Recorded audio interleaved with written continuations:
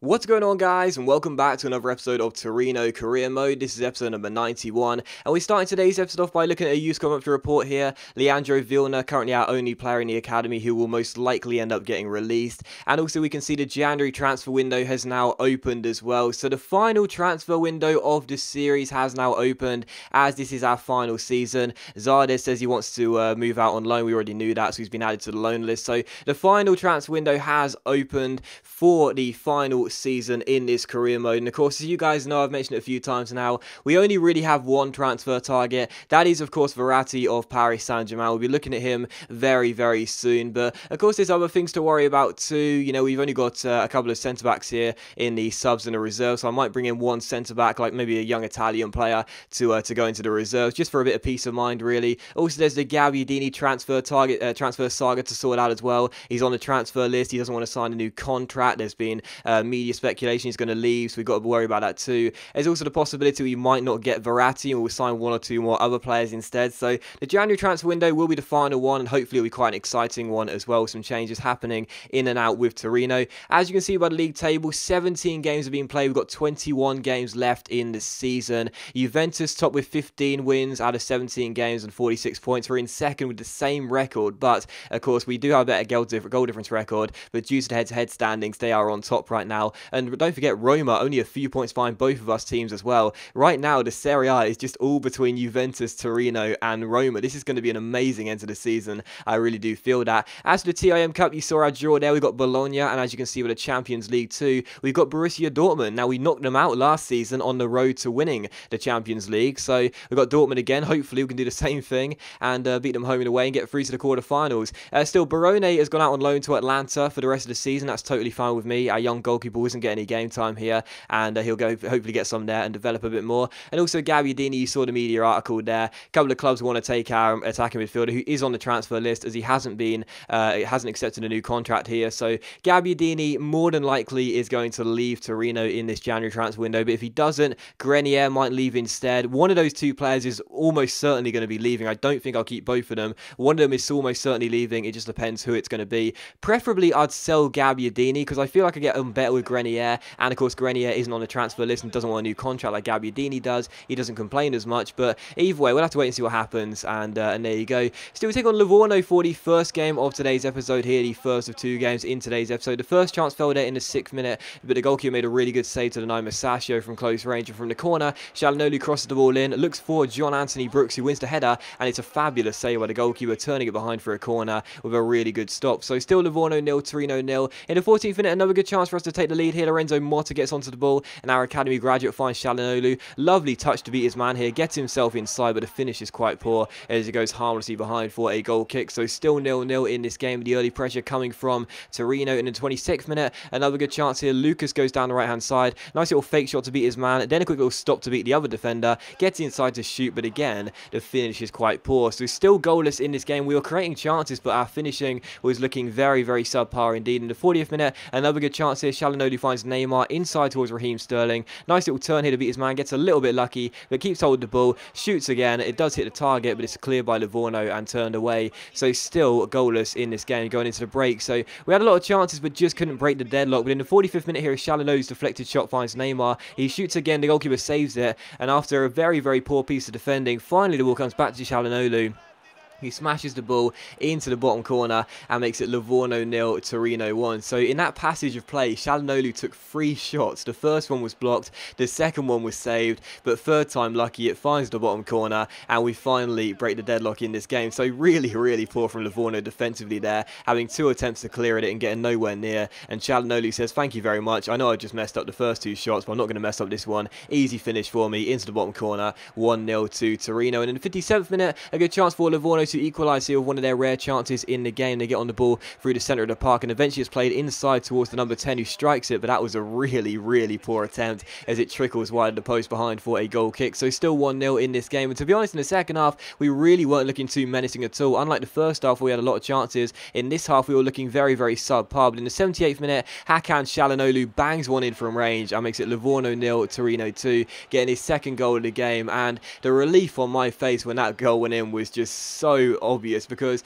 I took like 10 shots in this game with Çalhanoğlu. Like seriously, I just kept on shooting with the guy because it's been so long since I've scored a really nice goal with the attacking midfielder, because he's been a good player for us since coming in. He's been one of our best, really. Signed for £15 million, now an 87 rated attacking midfielder. Unbelievable signing, but I brought him in to score long range goals and free kick goals. We all know what's happened with the free kick goals, but even long range goals. Hasn't scored one of those this season, hasn't been looking his usual self, but this time in this game I thought I'm going to get a lot of chances to score a lot of goals with Çalhanoğlu. Let me keep on striking from range, I'm sure I'll score one, and eventually we did. So really nice finish there by Çalhanoğlu. It's now his 5th goal in the Serie A this season, 2 of which coming in this game, and of course don't forget he did score in the last game as well against Pescara, so that's now 3 goals in 2 games for Hakan. And yeah, it took me so long to get a goal with Çalhanoğlu from range. It's been so long, but finally got one, and I thought that was a really nice goal as well. So final score was Livorno 0, Torino 2. We did play much better than the home side, no doubt about that, but as you'll see we had 16 shots in the entire game,